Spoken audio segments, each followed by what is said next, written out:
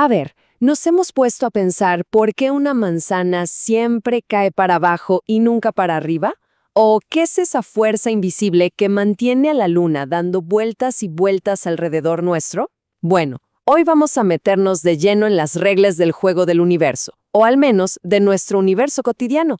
Esto es la física clásica, las leyes que explican prácticamente todo lo que podemos ver y tocar. Así que, ¡arranquemos! Esta será nuestra hoja de ruta. Vamos a empezar con lo básico, el lenguaje que usa la física. Luego, lo usaremos para describir el movimiento, para después entender por qué las cosas se mueven, con las leyes de Newton. De ahí, saltamos a la energía, que es como el combustible de todo esto, y terminaremos con fluidos y las grandes fuerzas del universo.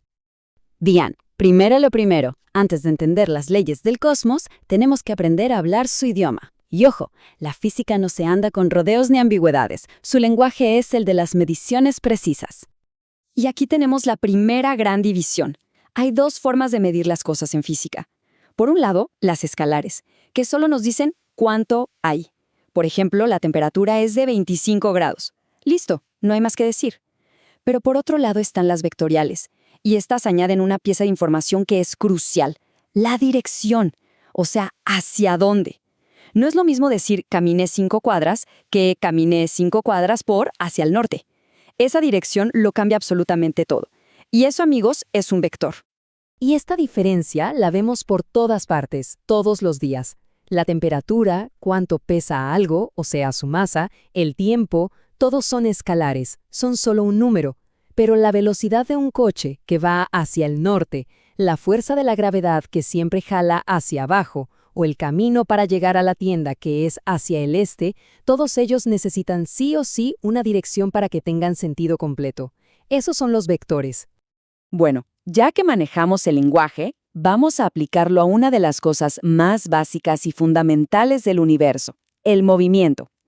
Veamos cómo la física logra describirlo con una exactitud increíble. Pensemos un segundo en esta pregunta. Si alguien sale a correr, su reloj deportivo le marca que hizo 5 kilómetros, pero termina justo en la puerta de su casa de donde salió. ¿Realmente se desplazó 5 kilómetros? La respuesta a esto nos va a llevar a una distinción clave. Y aquí está la clave del asunto. La distancia es todo el camino que se recorrió.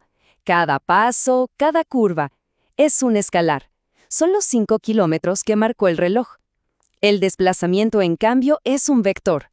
Le importa un comino al camino, solo mide la línea recta entre donde empezaste y donde terminaste. Así que si se vuelve al punto de partida, el desplazamiento es cero, aunque se haya sudado la gota gorda. Para facilitar el estudio, la física usa modelos ideales. El más simple es el MRU, el movimiento rectilíneo uniforme. Imaginemos un coche en una autopista perfectamente recta, sin tráfico, a una velocidad constante. Luego tenemos el MRUA, movimiento uniformemente acelerado, que es cuando ese mismo coche pisa el acelerador, pero de una forma súper constante, y su velocidad aumenta siempre al mismo ritmo. Y la caída libre, como una manzana que cae, es simplemente un caso especial de MRUA, donde el acelerador es la gravedad de la Tierra. Perfecto. Ya sabemos cómo describir el movimiento. Pero ahora viene la pregunta del millón. ¿Por qué se mueven las cosas? La respuesta, o al menos la primera gran respuesta, la dio un genio llamado Isaac Newton con 3 leyes que son, literalmente, el cimiento de toda la física clásica. Ok, estas son las 3 reglas de oro del movimiento. La primera, la de la inercia, nos dice que los objetos son, bueno, algo tercos. Si están quietos, quieren quedarse quietos. Si se mueven, quieren seguir moviéndose igual. La segunda, la famosa fuerza es igual a masa por aceleración, nos dice que si queremos romper esa terquedad y cambiar el movimiento, necesitamos aplicar una fuerza. Y claro, a más masa tenga el objeto, más fuerza se necesita. Y la tercera, acción-reacción, es genial. Nos dice que las fuerzas nunca andan solas, siempre van en parejas. Si se empuja una pared, la pared nos empuja de vuelta con la mismísima fuerza. Entonces, para que quede claro, el concepto central de la primera ley es la inercia. Y ojo, no es una fuerza ni nada por el estilo, es una propiedad de la materia. Es la resistencia natural que tiene un objeto a que le cambien su velocidad. Por eso, cuanta más masa tiene algo, más inercia tiene. Y por eso es mucho, pero mucho más difícil frenar un camión que una bicicleta. Muy bien, dejemos las fuerzas por un momento y hablemos de algo un poquito más abstracto, pero igual de importante, la energía. Una buena forma de pensar en la energía es como si fuera la moneda del universo. Si se quiere que algo ocurra, que algo se mueva, que algo cambie, hay que pagar con energía. En el mundo de la mecánica nos enfocamos en 3 tipos principales. La cinética es la energía del movimiento puro y duro. Si algo se mueve, tiene energía cinética. La potencial gravitatoria es energía que está como guardada, esperando a ser liberada, y depende de la altura. Un libro en un estante alto tiene más energía potencial que uno en el piso. Y la potencial elástica es parecida, es la energía que se almacena en un resorte cuando lo comprimimos, o en una liga cuando la estiramos. Y aquí es donde todo se conecta de una forma hermosa. Este teorema es como el puente que une el mundo de las fuerzas con el mundo de la energía. Lo que nos dice es que cuando una fuerza hace un trabajo, o sea, cuando logra mover un objeto, esa acción se convierte directamente en un cambio en la energía de movimiento de ese objeto. En el fondo, fuerza y energía son 2 caras de la misma moneda. Hasta ahora hemos hablado de objetos sólidos, pero ¿qué pasa con los líquidos y los gases?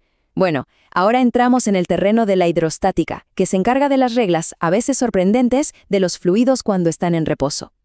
Aquí tenemos 4 conceptos clave. La densidad, que básicamente nos dice qué tan apretadas están las moléculas de algo. Es la razón por la que el aceite flota en el agua.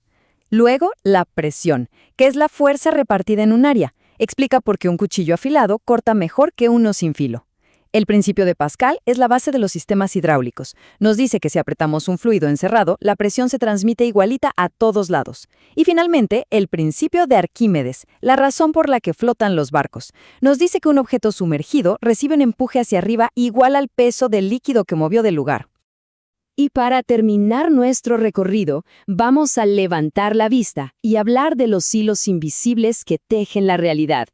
Hablaremos de 2 de las fuerzas fundamentales que gobiernan desde el baile de las galaxias hasta la simple estática que sentimos en la ropa. Esta es quizá la obra maestra de Newton. Es universal porque se aplica a absolutamente todo lo que tiene masa, desde esa manzana cayendo del árbol hasta la luna girando alrededor de la Tierra, o el Sol manteniendo a los planetas en su sitio. Es literalmente el pegamento del cosmos. Y esta es como su prima hermana, pero en el mundo eléctrico. La ley de Coulomb describe con una precisión asombrosa cómo se atraen o se repelen las cargas eléctricas. Es la razón por la que los polos opuestos de un imán se atraen y por la que funciona casi toda la tecnología que usamos. Y aquí es donde vemos la poesía de la física. ¿Se dan cuenta del patrón? La estructura matemática de ambas leyes es casi idéntica. La fuerza depende del producto de una propiedad, ya sea masa o carga, y se debilita con el cuadrado de la distancia. Es como si la naturaleza tuviera una fórmula favorita y la reutilizara.